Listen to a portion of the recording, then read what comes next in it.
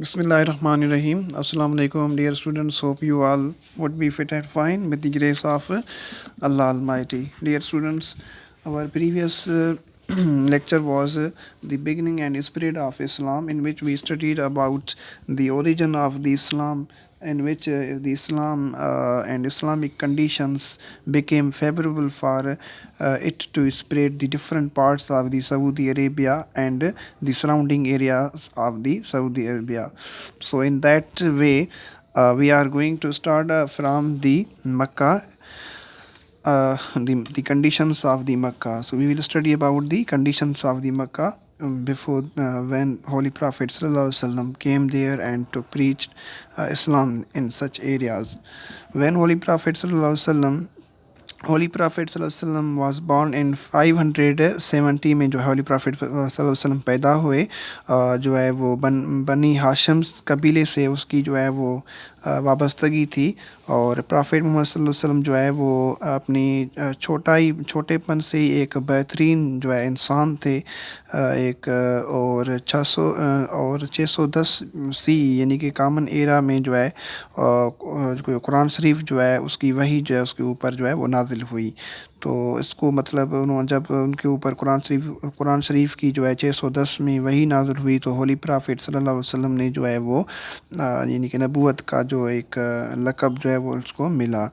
और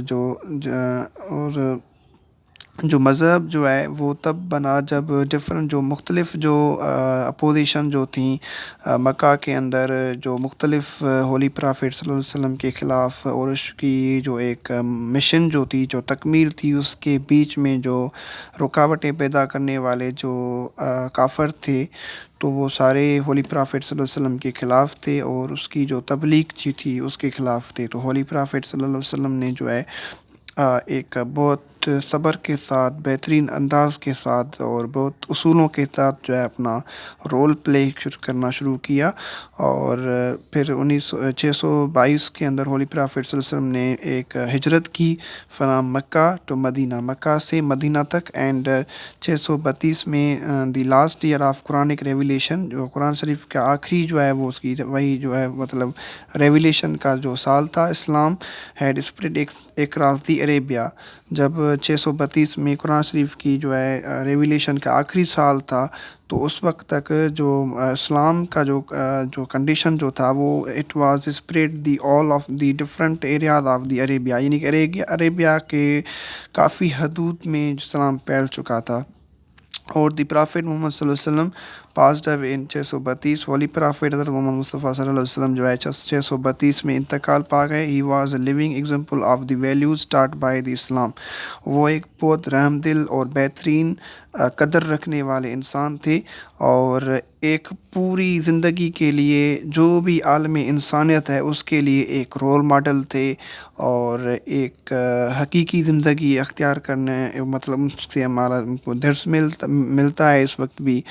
तो मकसद ये है कि होली प्रॉफिट सल्लल्लाहु अलैहि वसल्लम ने जब वहाँ पर आए थे, तो उस वक्त मक्का के अंदर जो कंडीशंस ये थे कि पूरी मक्का के अंदर एक कुफ्र थी और ये इस किस्म की एक्टिविटीज़ जो है वो वहाँ पर मौजूद थी. तो होली प्रॉफिट सल्लल्लाहु अलैहि वसल्लम ने बहुत एक बड़े दिल से और एक उसूलों के साथ और बेहतरीन कदरों के साथ और टॉलरेंस के साथ, पीस के साथ और मोहब्बत के साथ जो है अपना जो पैगाम जो था अल्लाह तबारक तआला का वो उसको फैलाया अरेबिया के हदूद के अंदर और लोगों को उनकी ज़हन जो है उनके अंदर अवेयरनेस ले आए. तो इस जो है इसकी रिज़ल्ट में जो है वहाँ की जो कंडीशंस जो हैं वो बेहतर होने शुरू हो गई थी.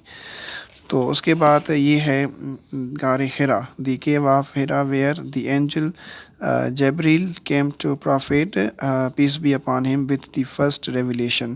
पहली जो रेवलेशन जो वही जो नाजिल हुई थी उसके साथ हज़रत जबरील जो एंजल जो मलाइक थे जबरील वो गार हिरा में आए थे. होली प्रॉफिट सल्लल्लाहु अलैहि वसल्लम मतलब वही लेके आए थे वहाँ पर. ठीक है, अच्छा.